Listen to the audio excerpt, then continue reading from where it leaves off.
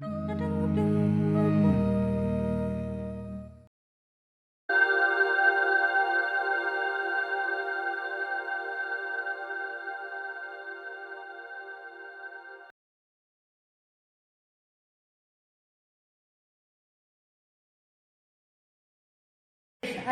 my god.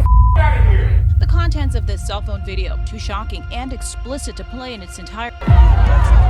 When it went viral, there were street protests, then a murder charge for the officer. You want me to spell it for you? You're a Chinese. A racist rant caught on camera. A customer. These people are systematically oppressed by their own government. We've been waiting up to horrific stories every day.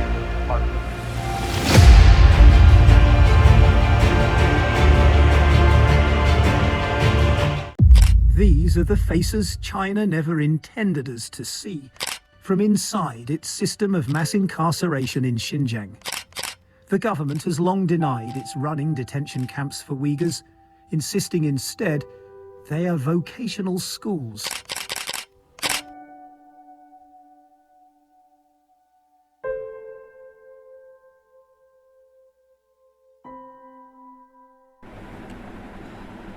Peristiwa 13 Mei 1969 mencetuskan satu detik hitam dalam lipatan sejarah negara kerana pentikelahan kaum yang berlaku telah mengakibatkan negara kehilangan banyak nyawa dan kerugian harta benda. Negara diisytiharkan darurat pada malam 16 Mei 1969. Dengan pengisytiharan ini, Perlembagaan Persekutuan telah digantung. Negara diperintah secara terus oleh Yang di-Pertuan Agong di bawah Undang-Undang Tentera. Dalam pada itu, Majlis Gerakan Negara (MGRN) telah dibentuk. Tunku Abdul Rahman telah menarik diri dari mengetuai majlis tersebut dan tempat beliau telah digantikan oleh Timbalan Perdana Menteri Tun Abdul Razak. Sepanjang tempoh darurat, MGRN telah melakukan pelbagai tindakan untuk mencari punca dan penyelesaian agar tragedi tersebut tidak berulang. Antara tindakan yang diambil ialah membentuk satu rukun negara bagi meningkatkan kefahaman rakyat tentang perlembagaan negara. Turut dilakukan ialah melancarkan dasar ekonomi baru untuk menghapuskan pengenalan kaum dengan satu aktiviti ekonomi dan memasbi kemiskinan tegar dan membentuk barisan nasional yang bersifat sebagai sebuah kerajaan perpaduan.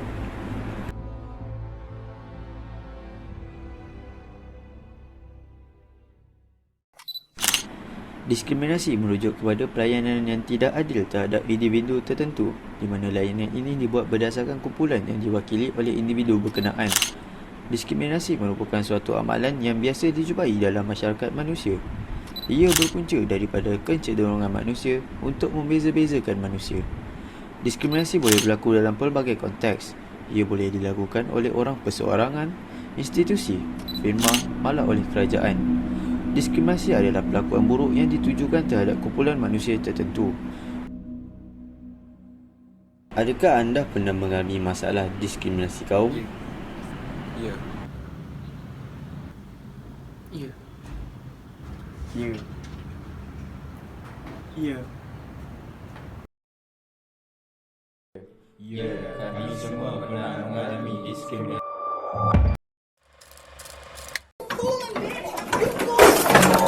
About the rest of the world, we must get the rest of the world together. The jungle will be really powerful. ISIS.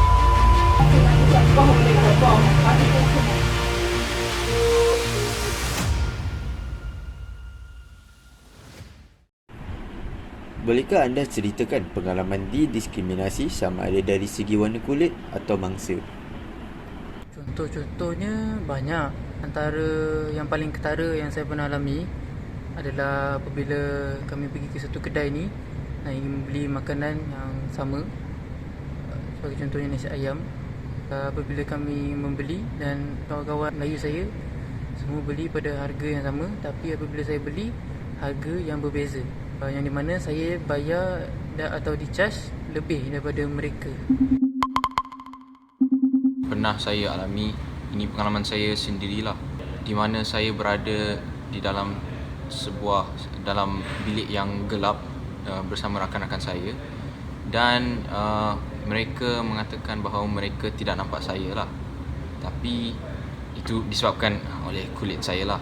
Tapi kalau fikir balik, dalam sebuah bilik yang gelap, semua orang tidak nampak, bukan saya saja. What is wrong with you? I'm doing my hard job. Why are you coming kicking? Did you see what you just done? Go and pick it up. We're giving you work. That's your job. What do you mean? Mate, that's your job. Imagine if no one dropped it, you wouldn't have a job. Are you mad? Go and pick it up now. What's wrong with you? I work hard. They don't have to litter. You don't have to litter the floor. They don't have to. Go and pick it up. You provoke me. You provoke me. Alright? That's because you act like a B-boy. Alright? You act like a B-boy. I said to stay the away from me. I wasn't talking to you, alright? Shut the popular? It's popular now. I'm fucking breaking the internet. I'm black. What does being black have to do with anything? Shut up.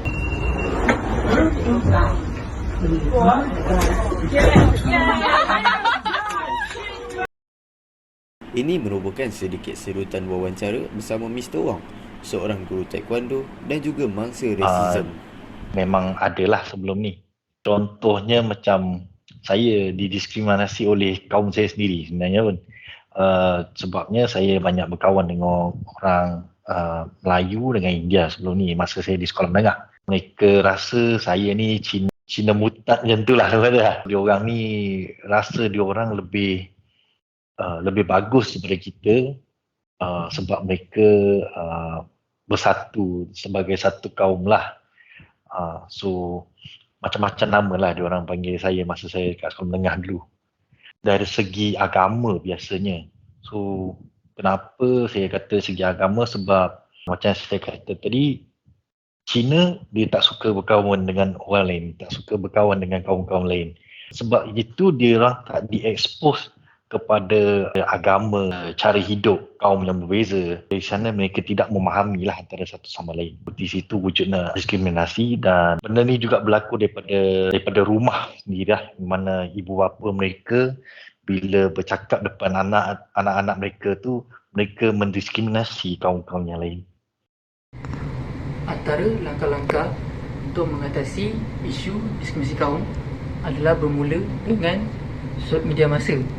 Media massa adalah platform yang sesuai untuk berkongsi kebaikan serta keburukan diskriminasi kaum.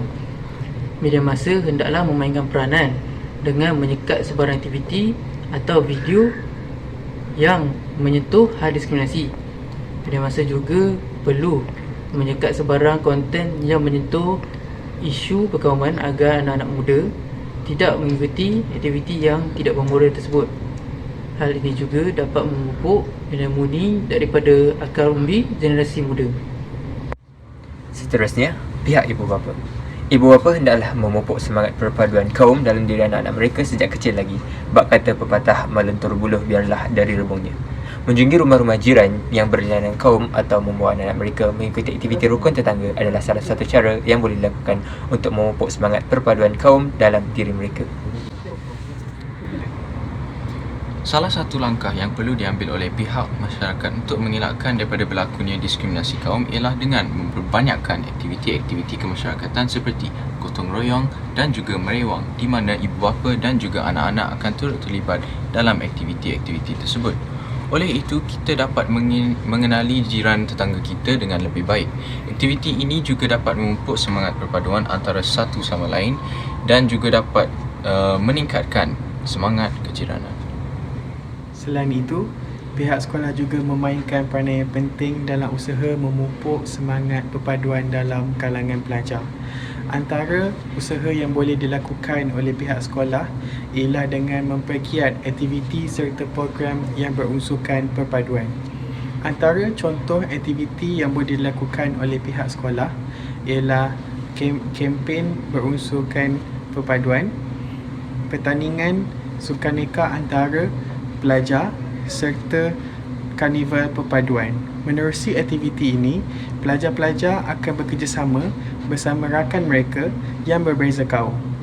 Aktiviti ini juga akan mengaplikasikan nilai-nilai dalam kalangan pelajar seperti toleransi, bekerjasama serta tolong-menolong. Jelaslah bahawa pihak sekolah memainkan peranan yang penting dalam usaha memupuk perpaduan kaum di Malaysia.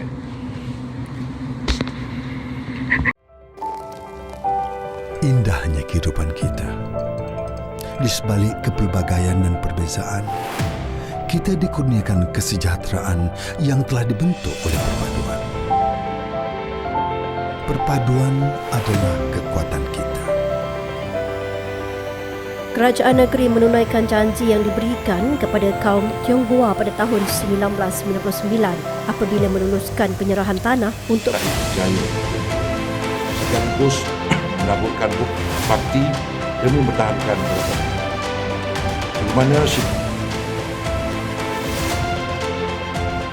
bersama kita menuju negara bebas diskriminasi.